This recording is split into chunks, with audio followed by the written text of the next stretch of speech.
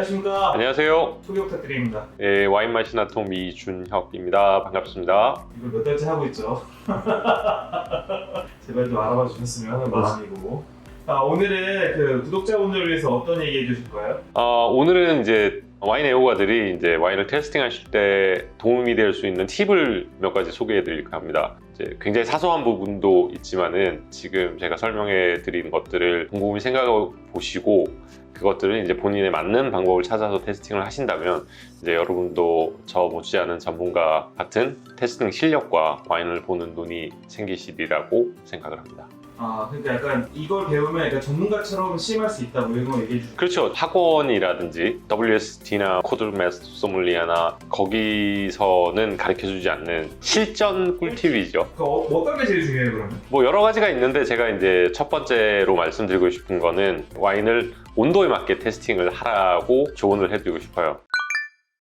제가 개인적으로 가장 즐겨 마시는 와인이 이제 샴페인과 부르고뉴 와인인데 두 지역의 와인들은 상당히 많은 공통점을 지니고 있습니다. 온도에 따라서 퍼포먼스가 굉장히 많이 차이가 나거든요. 일반적으로 이제 샴페인의 경우에는 8도에서 10도 정도 드시는 게 기본적인 원칙인데 이제 한국에 계신 분들이 보통 와인을 테스팅하실 때 너무 차갑게 테스팅하시거든요. 물론 이제 뭐 샴페인을 차갑게 테스팅하는 게 기본적인 원칙이긴 하지만 이제 너무 샴페인을 차갑게 테스팅하면 와인 노즈에서도 플레이버가 전혀 나지 않고 그 샴페인 진인 풍미 장체가 굉장히 줄어들기 때문에 제대로 테스팅이 이제 어려워요. 이제 팔레트에서 느껴지는 청량감이나 그런 애시디티는 두드러질 수는 있을 건데 이제 다른 부분에서 마이너스가 많이 되죠. 너무 차갑게 샴페인을 테스팅하지 마라. 8도 이하로는 안 내려갔으면 좋겠어요. 제가 이제 1년에 2번에서 3번 정도 샴페인 지역을 방문하는데 보통 와이너리에서도 굉장히 차갑게 주지는 않아요. 그러니까 뭐 셀로스, 사바, 메누엘 브로쉐, 제롬 프로보 저하고 친한 와인메이커들도 보통 샴페인 10도 내외로 서비스를 해요.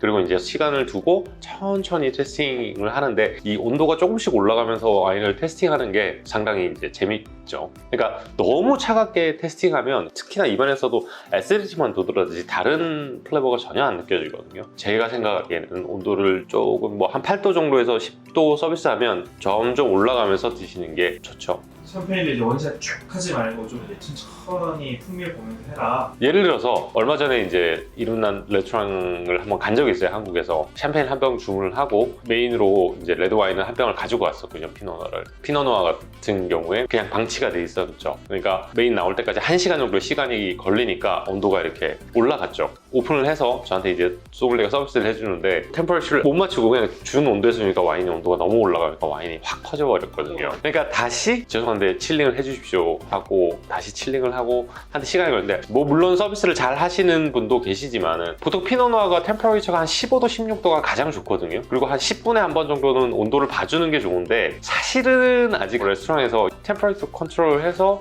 손님한테 서비스하는 레스토랑이 정말 극히 드물어요. 그리고 이제 올드 빈티지 같은 경우에는 포도 품종이나 아니면 빈티지나 이런 거에 따라서 약간의 템퍼레처를 조절하면서 테스팅하는 게 좋은데 한국 같은 경우 레드는 상온, 샴페인은 무지하게 차게 그거는 좀 바꿔야 돼요. 물론 이제 온도를 신경 쓰는 게 쉽지는 않으시겠지만 온도를 정확하게 맞춰서 테스팅을 하시면 와인이 지닌 매력을 좀 더 느끼실 수가 있지 않을까 싶습니다. 그래서 온도를 꼭 맞춰라. 온도가 진짜 중요해요. 그렇죠. 보통 다 높게 드세요. 샴페인은 너무 차게. 화이트 와인 같은 경우에도 굉장히 차게 드시는 경우가 많은데 그러면 심한 맛 나고 노즈에서 느끼는 플레버가 많이 안 나와요. 노즈에서 얻어지는 게 제가 생각에는 와인의 50% 정도 된다고 보는데 그걸 다 놓쳐버리는 거죠. 자, 두 번째 또 중요 포인트는 뭐예요? 단 한 번의 테스팅으로 그 와인을 판단하지 마라.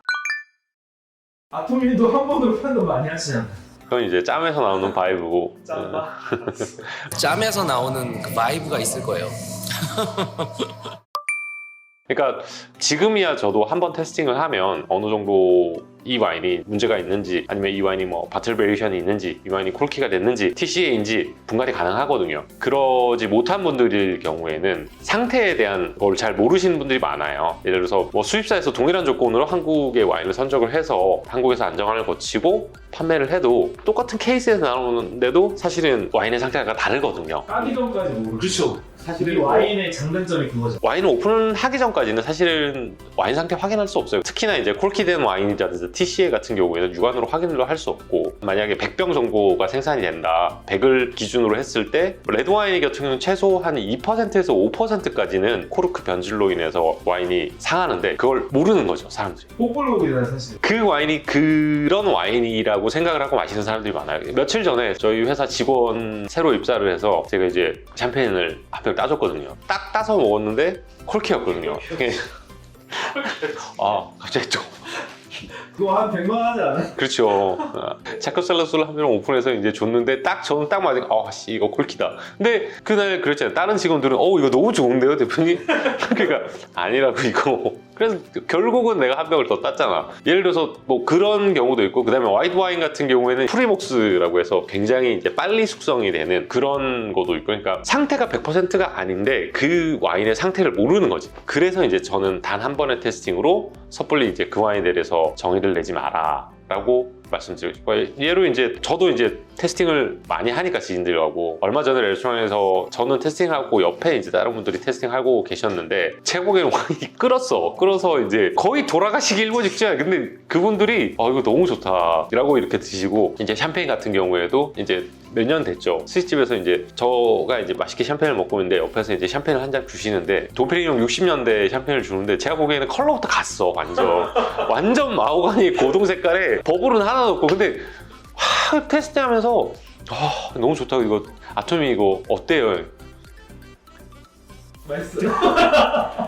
그러니까 말하기가 애매하다. 아직 테스팅을 안 했습니다 라고 그냥 웃고 말았는데, 사실 테스팅 딱 맛보니까 완전 갔어요. 이제 그분들은 그게 이제 맛있다고 드시는 거지. 근데 왜 그러냐면 익스피리언스가 없어서 그러신 경우도 있고, 그 다음에 변질이 됐는데 가지고 오신 분이 이거 자기 괜찮은 거야, 이거 난 좋다 이렇게 해서 푸시하니까 이게 변질이 됐는데도 그냥 테스팅을 하신 거지. 근데 사실 저도 왜 이 작가 가끔 제 와인 오픈해서 따다 보면 이러는 경우가 있잖아요. 근데 그건 사실 내 잘못 아니거든. 내가 이제 변질을 시킨 것도 아니고. 뽀글뽀글이니까. 그렇죠. 어쨌든 100% 중에 5%, 많게는 10%까지도 이제 와인에 문제가 생길 수가 있는데, 만약에 와인이 여러분들이 변질이 됐다고 판단하시면 테스팅 중지하시고 다시 바트에 다 집어넣으세요. 그게 기본적인 매너예요. 구입한 지가 1년 넘어가는 와인들은 교환하는 게 사실은 불가능하죠. 근데 뭐 구입한 지가 뭐 한 달 정도도 안 됐다, 구입한 지가 일주일도 안 됐다, 그런 와인들은 테스팅을 하고 단골샵 같은 경우에는 전화를 해서 이거 상태가 이상하니 확인을 좀 해달라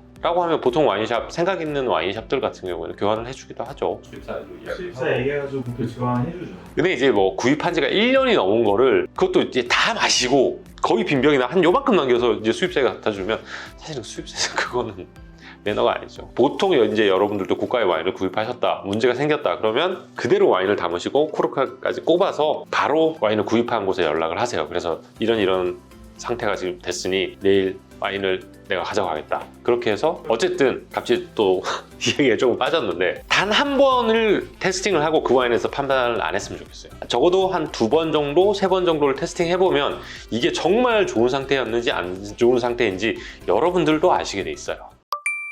되도록이면 자주 와인을 테스팅하신 걸 저는 권해드립니다. 경험보다 중요한 게 없어요, 와인 같은 경우. 자주 테이스팅하는 건 어느 정도 얘기하는 거예요? 뭐 사람 따라 그건 다르게 하루 3병? 자신의 지갑 사정과